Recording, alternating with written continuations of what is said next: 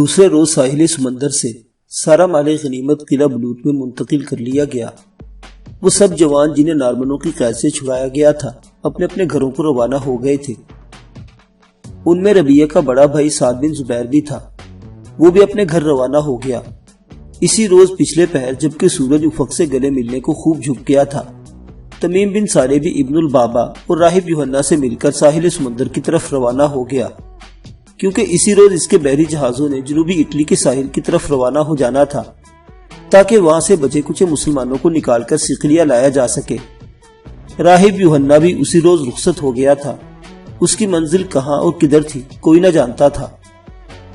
سورج اپنی زولیدہ و بوسیدہ منزلوں کے قریب تر ہو گیا تھا۔ شام کے ارغوانی سائے اجالے کی خیرہ کن اور طلسمی وادیوں سے تانک جھانک کر رہے تھے۔ تمیم جب صنوبر اور بلوط کے درختوں سے گری ہوئی پگڈنڈی پر گھوڑا دوڑاتا ہوا قلعہ بلوط سے ساحل سمندر کی طرف جا رہا تھا، اسے اپنے بائیں طرف ایک کوہسار کی چوٹی سے کسی کی گانے کی آواز سنائی دی۔ عجیب سحر کن آواز تھی، جیسے بے شمار قواریر آپس میں ٹکرائی ہوں۔ آواز صلاۃ صبح کی طرح پرسرور، کسی کے گیت کی صدا، پچھلے پہر کی کوئل اور صبح کی اذان کی طرح فضوساز تھی۔ تمیم نے گھوڑے کا رخ موڑا اور اسے بائیں طرف اس پہاڑ پر چڑھا دیا جس پر سے اسے گانے کی آواز سنائی دی تھی۔ پہاڑ کے اوپر آ کر اس نے دیکھا، اس سے تھوڑی دور آگے ایک بوڑھا جو اپنی وضع قطع سے عرب رکھتا تھا اور جس کے ایک ہاتھ میں لاٹھی تھی اور دوسرا ہاتھ وہ فضا میں بلند کیے گا رہا تھا۔ تمیم نے دیکھا اس کے سامنے وادی میں ان گنت بھیڑ بکریاں چر رہی تھی، شاید وہ بوڑھا عرب چرواہا تھا۔ اس بوڑھے کی زوردار آواز بلند ہوئی اور تمیم اس کے گیت میں کھوسا گیا۔ بوڑھا عرب گا رہا تھا جس کا مفہوم کچھ ایسا تھا: غاروں کے اندھیرے بڑھ گئے، ظلمتوں کے پہاڑ بلند ہو رہے ہیں، صقلیہ کے مسلمان زنجیروں میں جکڑے جا رہے ہیں، کوئی ستارہ نہیں جو بھٹکے ہوئوں کو روشنی دے، شاید مٹی کو ابھی نما اور مزرعہ تاریخ کو آبیاری کی ضرورت ہے، شاید وقت کی سمرن کے موتی ابھی پورے نہیں ہوئے، کیا صقلیہ کے شیشے کو ابھی سیکل کی ضرورت ہے؟ تمیم کی آنکھوں میں آنسو آ گئے تھے اور وہ ڈبڈبائی آنکھوں سے اس بوڑھے کی طرف دیکھ رہا تھا۔ بوڑھا چند لمحے خاموش رہا، پھر پہلے سے بھی زیادہ کرب آمیز اس کی آواز سنائی دی: اے میرے اللہ، وقت کی یہ تقویم کب پوری ہوگی؟ صقلیہ میں مسلم تہذیب کا قافلہ کب سلامتی کی راہ پر گامزن ہوگا؟ کب بگولوں کے اندر اٹھتی ریت کو سکون نصیب ہوگا؟ آہ، یہ سمندر کی طوفانی لہریں کس مجاہد کا انتظار کر رہی ہیں، اور یہ بے کراؤ محیط کائنات سمندر اپنے بیش بہا خزینے لیے کس کا منتظر ہے کہ آنے والا آئے اور صقلیہ کے چہار دانگ امن و سلامتی اور اتحاد و یگانت کی پرجوش صدائیں بکھیر دے۔ ایک دم بوڑھا خاموش ہو گیا، کیونکہ اس نے ذرا دور چٹان کے پاس کھڑے تمیم کو دیکھ لیا تھا۔ تمیم نے اپنی آنکھوں سے بہتے ہوئے آنسو پوچھے، پھر اس نے گھوڑے کو ایڑ لگائی اور اس بوڑھے کے پاس رکتے ہوئے اس نے اپنے گھوڑے سے اترتے ہوئے پوچھا: خدا کے لیے بتائیے آپ کون ہیں اور آپ کا نام کیا ہے؟ کاش آپ وہ روح میں تڑپ اور دل میں حرارت پیدا کرنے والے گیت گاتے رہتے اور میں وہاں چٹان کے پاس کھڑا ہو کر سنتا رہتا۔ اس بوڑھے عرب کی آواز یوں سنائی دی جیسے کوئی سمندر کی پہنائیوں سے مدد کے لیے پکار رہا ہو: میرا نام کعب ہے، کعب بن نعمان۔ پھر وہ تمیم سے مخاطب ہوا: تم اپنے متعلق بھی کچھ کہو، کہاں سے آئے ہو، کدھر جا رہے ہو اور کون ہو؟ اپنے گھوڑے کی پیٹھ تھپ تھپاتے ہوئے تمیم نے جواب دیا: میرا نام تمیم بن صالح ہے، قلعہ بلوط سے ساحل سمندر کی طرف جا رہا تھا کہ آپ کی آواز سن کر رک گیا۔ بوڑھے کعب نے چونک کر پوچھا: کیا تم وہی تمیم بن صالح ہو جسے قلعہ بلوط کے حاکم ابن البابا نے اٹلی میں لڑنے والے مسلم رضاکاروں کا سالار مقرر کیا ہے؟ ہاں، میں وہی تمیم بن صالح ہوں، مجھے کوئی نصیحت بھی کیجیے جو میرے فرائض میں رہبر و رہنما ثابت ہو۔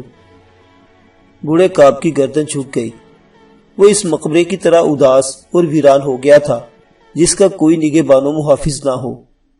آہستہ آہستہ اس نے اپنا سر اوپر اٹھایا، شاید وہ کوئی فیصلہ کر چکا تھا۔ پھر اس کی آواز بلند ہوئی، گھمبیر و کربناک آواز: اس کے چہرے پر طویل مسافتوں کے نشان تھے اور ایک ہاتھ ہوا میں بلند کرتے ہوئے اس بوڑھے کعب نے تمیم سے کہا، اگر تم نیک نیتی اور مذہب و ملت کا جذبہ لیے مجاہدانہ زندگی اختیار کر چکے ہو تو سنو، میں بھی مسلمانوں کی رفاقت کے رشتوں کو ٹوٹنے نہ دینا، اپنوں کے لیے اندھیرے اور تاریکیوں میں شعاؤں کا نور بن کر رہنا، مسلم قوم اور اسلام کے عدد اور مخالفین کے لیے ستم کی آندھی تموں کی بارش بن کر برسنا۔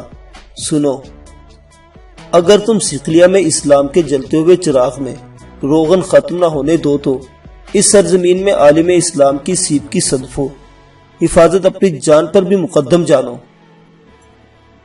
تو قسم شب اسرا کی، یاقوت و مرجان تمہارے قدموں کی دھول بن جائیں گے۔ اگر صقلیہ پر کبھی وقت آئے تو شعلہ سینائی بن کر صقلیہ کے ایک افق سے دوسرے افق تک کود جانا، پر کبھی صقلیہ سے ہجرت کے متعلق کبھی نہ سوچنا۔ اگر کبھی تمہیں لشکروں کا سپہ سالار بننے کا شرف ہو تو دشمن پر صحرائے عرب سے نکلنے والے شتر سواروں کے ان قافلوں کی طرح بھی حملہ آور ہونا، جنہوں نے ایک طرف روما اور دوسری طرف فارس کی صدیوں پرانی اور جابر سلطنتوں کو اپنے سامنے جھکنے پر مجبور کر دیا تھا۔ اگر تم ایسا کرنے میں کامیاب ہو گئے تو گردش شام و سحر اور مہر و ماہ انجم تمہارے ایک اشارے پر تم پر فدا و نثار ہونے کو تڑپ اٹھیں گے۔ بوڑھے کعب نے دیکھا تمیم کی گردن جھکی ہوئی تھی اور اس کی گہری نیلی آنکھوں میں آنسو ٹپک کر اس کے دامن کو بھگو رہے تھے۔ کعب نے اپنی بھرائی ہوئی اور کپ کپاتی آواز میں کہا، قسم اللہ پاک کی، تمہارے آنسو بتاتے ہیں تم دم بدم، پے در پے اور قدم بقدم دشمنوں کے لیے شورش محشر اور پیام موت بن جانے کا جذبہ رکھتے ہو۔ تمیم کا سر جب پہلے کی مانی تھی جھکا رہا اور اس کی آنکھوں سے آنسو بہتے رہے۔ اس بوڑھے کعب نے شفقت آمیز لہجے میں اسے پکارا، تمیم، تمیم میری طرف دیکھو۔ تمیم نے جب سر اٹھا کر کعب کی طرف دیکھا تو اس نے اپنی بھیڑ بکریوں کی طرف اشارہ کرتے ہوئے کہا، تم دیکھتے ہو یہ میرا ریوڑ ہے اور میں اس کا چرواہا اور گڈریا ہوں اور اس کی نگرانی و نگہبانی کرتا ہوں۔ یاد رکھو جس ریوڑ کا کوئی محافظ اور گلہ بان نہ ہو، اس بد قسمت ریوڑ کے لیے گیدڑ بھی شیر بن جاتے ہیں۔ صقلیہ کے بیٹے سنو، ایک غیر متحد اور منتشر قوم کی حالت اس ریوڑ جیسی ہوتی ہے جس کی حفاظت کرنے والا کوئی نہ ہو، اور کمزور سے کمزور دشمن بھی اس کا بدن بھوڑنے کو ٹوٹ پڑتا ہے۔ تمیم جواب میں کچھ کہنے ہی والا تھا کہ ایک جوان اور حسین ترین لڑکی جنگلی ہرنے کی طرح اتراتے بھرتی ہوئی وہاں آئی اور بڑے پیار سے اس نے بوڑھے کعب سے کہا، بابا شام ہونے والی ہے، میں ریوڑ کو ہانکتی ہوں، چلو گھر چلیں۔ کعب نے اس لڑکی کے سر پر پیاس سے ہاتھ رکھتے ہوئے تمیم سے کہا، یہ میری بیٹی ہی مرجانہ ہے، میرا کوئی بیٹا نہیں، صرف یہی ایک بیٹی ہی بیٹی ہے۔ میری بیوی بھی پچھلے برس فوت ہو گئی تھی، اب یہ بیٹی ہی میرا سب کچھ ہے۔ پھر کعب نے اپنی بیٹی کو مخاطب کرتے ہوئے کہا، مرجانہ یہ تمیم بن صالح ہے، وہی تمیم بن صالح جس کے دو بڑے بھائی رضاکاروں کے سالار کے طور پر لڑتے ہوئے شہید ہو گئے تھے اور اب یہ رضاکاروں کا سالار بنا ہے۔ میری بچی جس کی کامیابی کے لیے تم دن رات دعائیں مانگا کرتی ہو۔ مرجانہ چونک سی پڑی، اس کے چہرے پر ضیاء انگیز کیفیت طاری ہو گئی تھی۔ پھر اس کی مترنم آواز سنائی دی، السلام علیکم یا اخی۔ تمیم نے آگے بڑھ کر مرجانہ کے سر پر ہاتھ رکھتے ہوئے کہا، آج سے تم میری بہن اور میں تمہارا بھائی ہوں۔ مرجانہ نے بھرائی ہوئی آواز میں کہا، یقین کیجیے اخی، جب سے میں نے سنا ہے کہ آپ مسلم رضاکاروں کے سالار مقرر ہوئے ہیں، میں ہر روز آپ کی کامیابی کے لیے دعائیں مانگا کرتی ہوں۔ تمیم نے مسکراتے ہوئے کہا، میں اپنی بہن کا شکریہ ادا کرتا ہوں۔ اب آپ دونوں مجھے اجازت دیں، ساحل سمندر پر میرا لشکر میرا انتظار کر رہا ہوگا۔ بوڑھے کعب نے اس کا ہاتھ تھامتے ہوئے کہا، میرے ساتھ میرے گھر چلو، آج رات کا کھانا ہم دونوں باپ بیٹی کے ساتھ کھاؤ۔ تمیم نے ممنون انداز میں کہا، میں کھانا کھا کر ابن البابا سے رخصت ہوا ہوں۔ آپ مجھے اجازت دیں، پھر کبھی آپ کے پاس آؤں گا۔ کعب نے دائیں طرف پہاڑ کے دامن میں ایک بستی کی طرف اشارہ کرتے ہوئے کہا، اس بستی میں میرا گھر ہے، تم جس سے بھی پوچھو گے وہ تمہیں میرے گھر پہنچا دے گا۔ تمیم اپنے گھوڑے کی طرف بڑھا اور جب اس نے رکاب میں اپنا ننگا پاؤں رکھا تو بوڑھے کعب نے چونک کر پوچھا، تمہارے پاؤں میں جوتا کیوں نہیں ہے؟ تمیم نے مسکراتے ہوئے کہا، میں نے قسم کھا رکھی ہے جب تک اپنے مقصد میں کامیاب نہیں ہو جاتا اپنے پاؤں میں جوتا نہ پہنوں گا۔ اس کے ساتھ ہی تمیم نے اپنے گھوڑے کو ایڑ لگائی اور اس کوہسار سے نیچے اتر کر پگڈنڈی کی طرف جانے لگا جو ساحل سمندر کی طرف جاتی تھی۔ کعب اور مرجانہ ہاتھ لہرا رہا کر اسے الوداع کہہ رہے تھے۔